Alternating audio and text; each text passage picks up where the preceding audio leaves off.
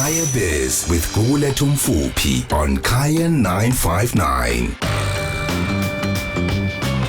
Well, the month of June has been a very interesting one for us here in South Africa. Not only have we been transitioning to the sub-zero temperatures in certain parts of the country, but we've also had some time to reflect on some key economic data, which really gives us some insight into the economic performance that we witnessed in the country for the first 3 months of the year.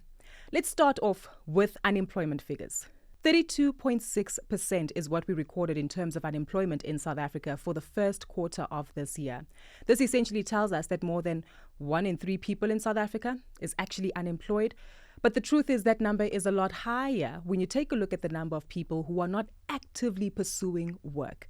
Individuals that Stats SA might describe as being disgruntled and no longer actively looking for work.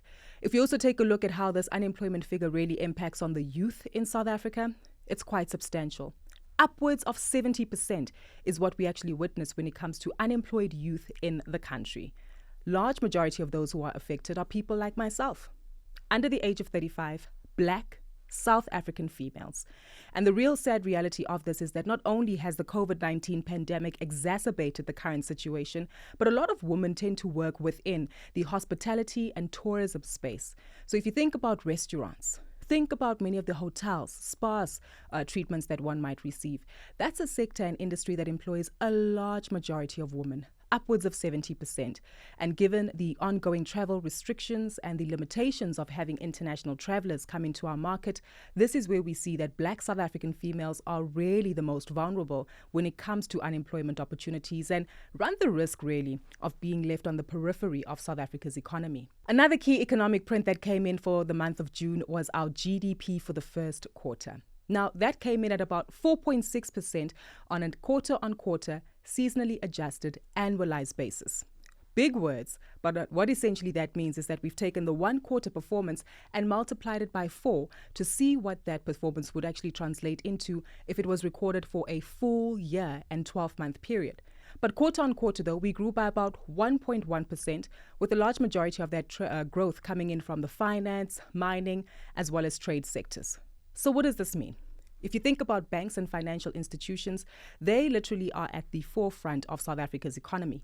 Anyone who earns a salary, runs a business, and earns some kind of income needs a bank account to make sure that you can actually transact and receive that money or pay it forward. So essentially, financial services did see a pickup in activity, which is good news because it essentially means people are buying more, businesses are spending more, companies are investing more. The mining companies themselves, as we know, we extract a number of minerals underground. Think of your platinum group metals, platinum, rhodium.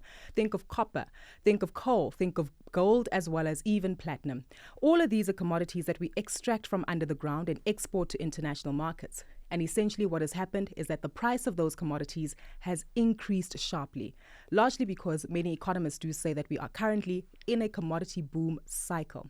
So when we export these products at higher prices, it comes in at a more favorable rate for us and our mining companies.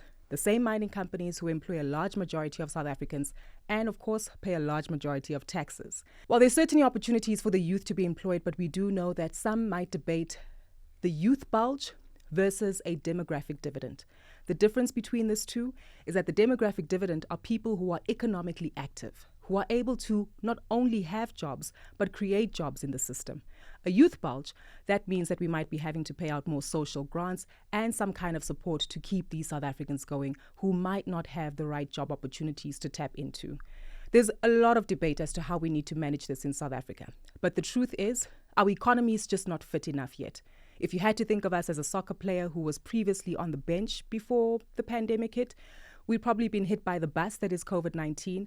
We've sprained our ankle, have a bad knee injury, gained some weight, and now not only are we working our way to go back onto the bench into the economic playing field, we're still trying to recover from some of these injuries and ramifications of the pandemic.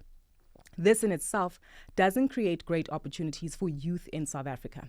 So as we commemorate the 45th anniversary of June 16, we really have a lot to think about.